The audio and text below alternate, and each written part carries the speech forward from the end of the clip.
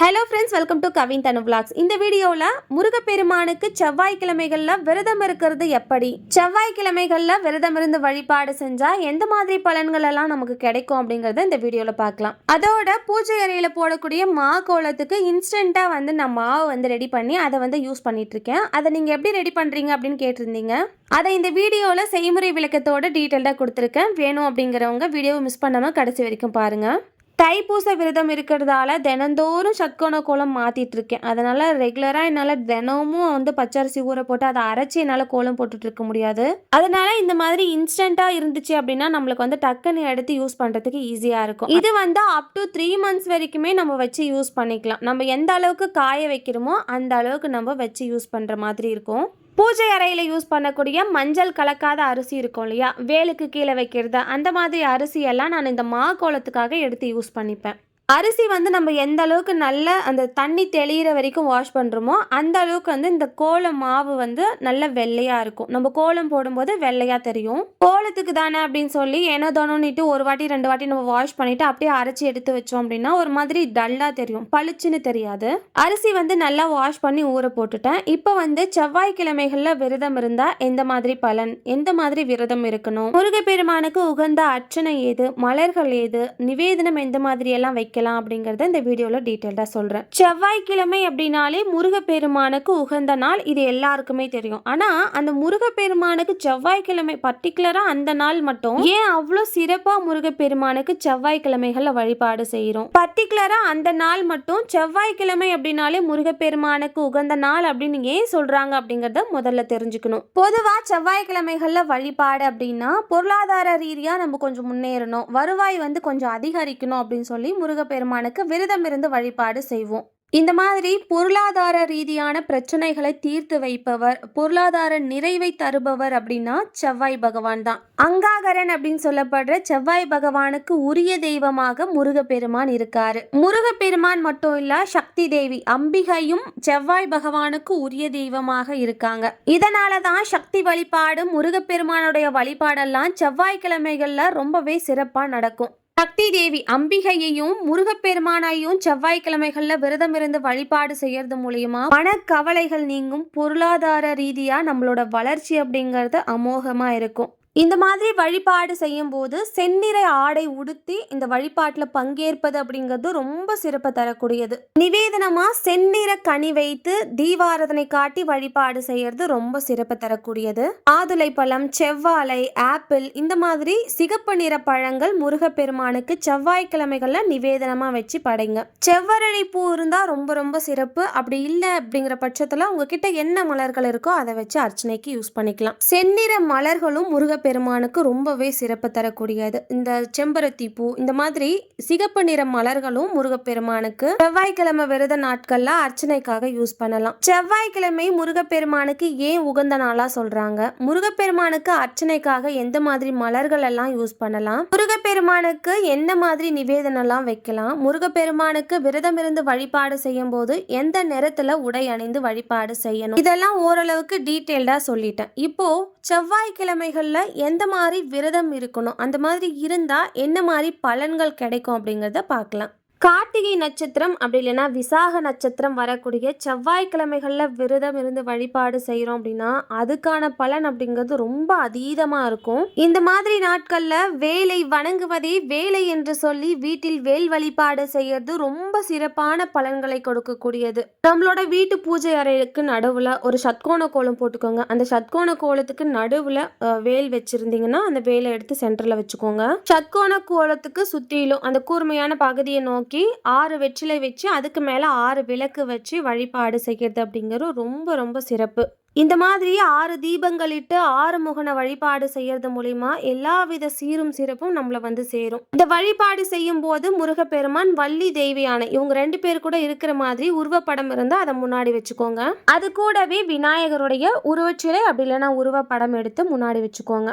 அன்னதான பிரியன் முருகப்பெருமான் அப்படிங்கிறதால செவ்வாய்க்கிழமைகள்ல விரதம் இருந்து வழிபாடு செய்யும் போது அன்னதானம் யாருக்காவது செஞ்சீங்க அப்படின்னா முருகப்பெருமானுடைய பரிபூர்ண அருள் நம்மளுக்கு கிடைக்கும். 9 வாரம் செவ்வாய்க்கிழமைகள்ல ஒரு பொழுது விரதம் இருக்கிறது மூலயமா நம்ம நினைச்சது நடக்கும். இது நிஜமான உண்மை. வியாபாரம்லாம் செய்யறவங்க இருக்கீங்க அப்படின்னா செவ்வாய்க்கிழமைகள்ல முருகப்பெருமான வழிபாடு செய்யறது அப்படிங்கிறது ரொம்ப அவசியம். இந்த மாதிரி செவ்வாய்க்கிழமை வழிபாடு செய்யறது மூலயமா வியாபாரம் விருத்தி அடைகிறது அப்படிங்கிறது நம்ம கண் கூட பார்க்கலாம். நம்மளுடைய தைரியத்தை அதிகப்படுத்தி நம்ம எடுத்து வைக்கக்கூடிய ஒவ்வொரு வியாபாரமும் அதிக அளவு லாபத்தை கொடுக்கக்கூடியது இந்த செவ்வாய்க்கிழமை வழிபாட்டு முறை. முருகா அப்படின்னு சொல்லி மனம் உருகி முருகப்பெருமான மனதார நினைச்சாலே போதும், நம்ம கிட்ட இருக்கிற துன்பங்கள் எல்லாம் பறந்து போயிடும் அப்படின்னு சொல்லுவாங்க. நட்சத்திரங்கள்ல கார்த்திகை விசாகம் எவ்வளவு சிறப்போ அதே மாதிரி சஷ்டி தீதி அப்படிங்கிறது முருகப்பெருமானுக்கு ரொம்ப ரொம்ப சிறப்பானது. சஷ்டியில் விரதம் இருக்க அகப்பையில் குழந்தை வரும் அப்படிங்கிறது நம்மளுடைய முன்னோர்கள் அருள்வாக்கு. முருகப்பெருமான மனதார நினைச்சு மாதந்தோறும் வரக்கூடிய சஷ்டி திதி அன்னைக்கு விரதம் இருந்து வழிபாடு செஞ்சுட்டு வந்தா குழந்தை பாக்கியம் நிச்சயம் உண்டாகும்.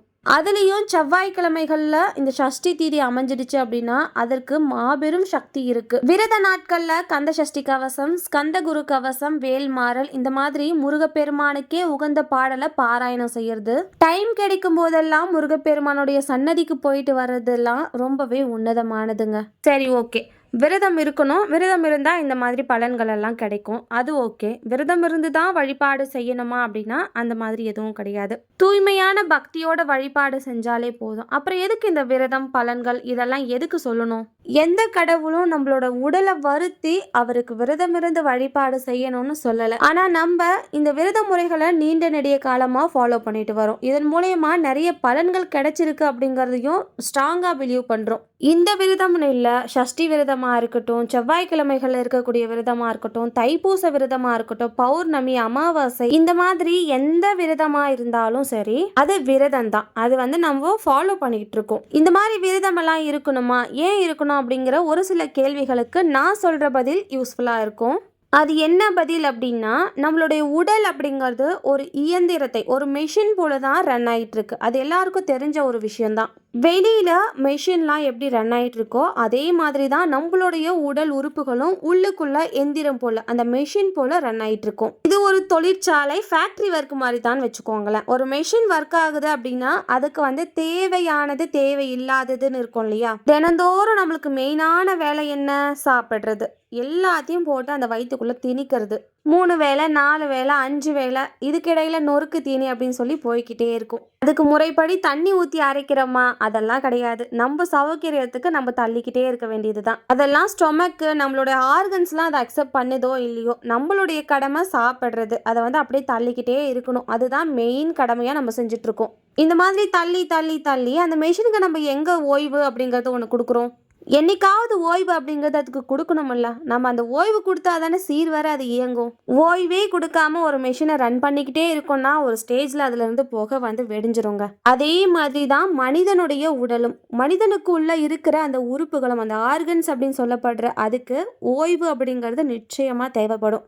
ஓய்வு கொடுக்கணுமா அப்படின்னு சொல்லி ஒரு சிலர் ஆச்சரியமாக கேட்பீங்க. கண்டிப்பாக ஓய்வு அப்படிங்கிறது நிச்சயமாக கொடுக்கணும். அந்த ஓய்வு கொடுக்குற அந்த நாளை தான் விரதம் அப்படின்னு சொல்லி ஒன்று கொண்டு வந்திருக்காங்க. அதனால் விரத நாட்களில் இதை சாப்பிட்ணுமா அதை சாப்பிட்ணுமா அப்படிங்கிற கொஷினை குறைச்சிக்கிட்டு விரத நாட்களில் கொஞ்சம் சாப்பிடாமலே இருந்தால் நல்லது தானே. எந்த ஒரு மெஷினுக்குமே கொஞ்சம் ஓய்வு கொடுத்தாதானே கூடுதலாக உழைக்கும். 1 நாள் 2 நாள் ஓய்வு கொடுக்கறதுல தப்பு இல்லை. விரதம் இருக்கும்போது முழுமையான ஓய்வு அப்படிங்கிறது கொடுக்கணும். அதனால தான் நம்மளோட முன்னோர்கள் விரதம் அப்படின்னு சொல்லி ஒரு விஷயத்த கொண்டு வந்திருக்காங்க. அமாவாசை, பௌர்ணமி, சஷ்டி, தைப்பூசம் அப்படின்னு சொல்லி எந்த நாட்களில் வேணாலும் நீங்கள் விரதம் இருக்கலாம்.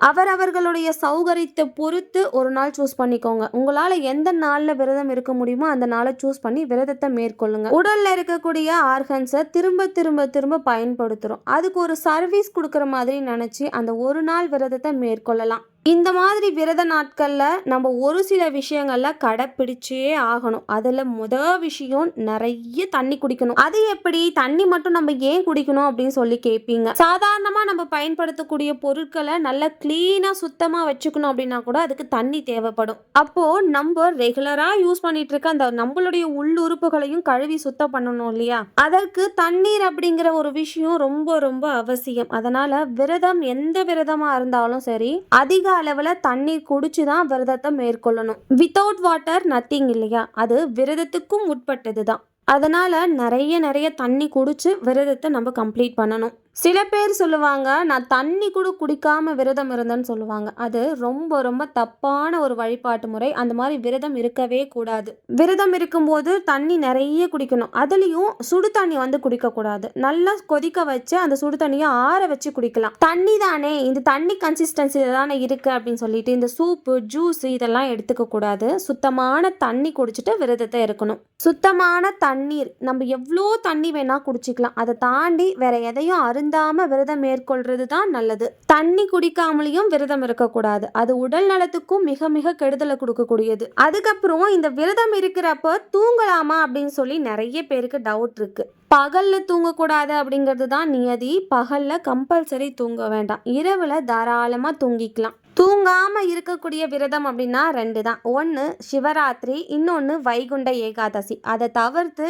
எந்த விரதத்துலையும் தூங்காம இருந்து தான் நம்ம விரதத்தை மேற்கொள்ளணும் அப்படின்னு சொல்லி யாரும் சொல்லலை. வழிபாடுகளிலேயே மிகவும் பழமையான வழிபாடு அப்படின்னா முருக வழிபாடு தான். அலங்கார பிரியன், ஆராதனை பிரியன். எந்தெந்த உருவத்துல நம்ம வீட்டை வச்சு வழிபாடு செய்யலாம் அப்படின்னா, வேல் இருந்தா அதை வச்சு வழிபாடு செய்யலாம். மயில் மேல இருக்கிற உருவப்படம் இருந்தா அது ரொம்ப சிறப்பு. தம்பதியர்களாக காட்சியளிக்கக்கூடிய வள்ளி தெய்வ யானையோட முருகப்பெருமான் இருக்காங்க அப்படின்னா அந்த உருவப்படம் கம்பல்சரி வீட்டில் வச்சு வழிபாடு செய்யணும். உருவச்சிலை வச்சு வழிபாடு செய்றீங்க அப்படின்னா அபிஷேக ஆராதனை ரொம்ப முக்கியம். உருவச்சிலைகள் எல்லாம் வீட்டில் வச்சு வழிபாடு செய்யறதுக்கு அதற்கான அளவு அப்படிங்கிறது நம்மளோட முன்னோர்கள் சொல்லியிருக்காங்க. அதுக்கு ஏற்ற மாதிரி உருவச்சிலையோட ஹைட் நம்ம பார்த்து வாங்கி வீட்டில் வச்சு வழிபாடு செய்யணும். செவ்வாய்க்கிழமைகள்ல முருக வழிபாடு எந்த மாதிரி எல்லாம் செய்யலாம் அப்படிங்கிறத டீட்டெயிலாக சொல்லியிருக்கேன். இப்போ இந்த இன்ஸ்டன்டா மாவு எப்படி ரெடி பண்ணி வச்சுக்கலாம் அப்படிங்கிறத டீட்டெயில்டாக பார்க்கலாம். இந்த மாவு ரெடி பண்ணுறதுக்கு பச்சரிசி உங்களுக்கு எந்த அளவுக்கு வேணுமோ அதை முன்னாடி நைட்டே ஊற போட்டுறது இருந்தாலும் ஓகே. இல்லை உங்களுக்கு டைம் இருக்குது அப்படின்னா மார்னிங்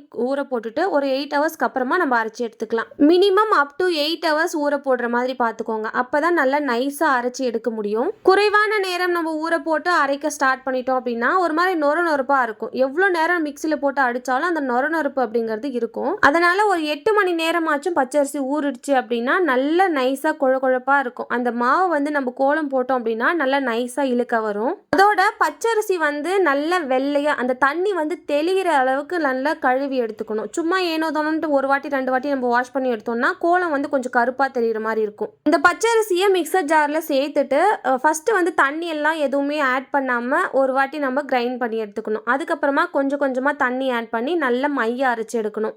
முதல்லையே தண்ணி ஆட் பண்ணிட்டோம் அப்படின்னா அந்த அளவுக்கு ஸ்மூத்தாக நம்மளால கிரைண்ட் பண்ணி எடுக்க முடியாது. அதனால கொஞ்சமாக தண்ணி ஆட் பண்ணி கிரைண்ட் பண்ணி எடுத்தோம் அப்படின்னா நல்லா ஸ்மூத் கன்சிஸ்டன்சிக்கு நம்மளால அரைச்சி எடுக்க முடியும். கொஞ்சமாக தண்ணி ஆட் பண்ணி நம்ம கிரைண்ட் பண்ணணும். ஒரே டைம்ல ஆட் பண்ணிட்டோம் அப்படின்னா அந்த அளவுக்கு மையாது. ஒரு 4-5 வாட்டி தண்ணி ஆட் பண்ணி கிரைண்ட் பண்ற மாதிரி இருக்கும். அந்த மாதிரி நம்ம கிரைண்ட் பண்ணி எடுத்தோம்னா தான் நல்லா ஸ்மூத்தா இருக்கும்.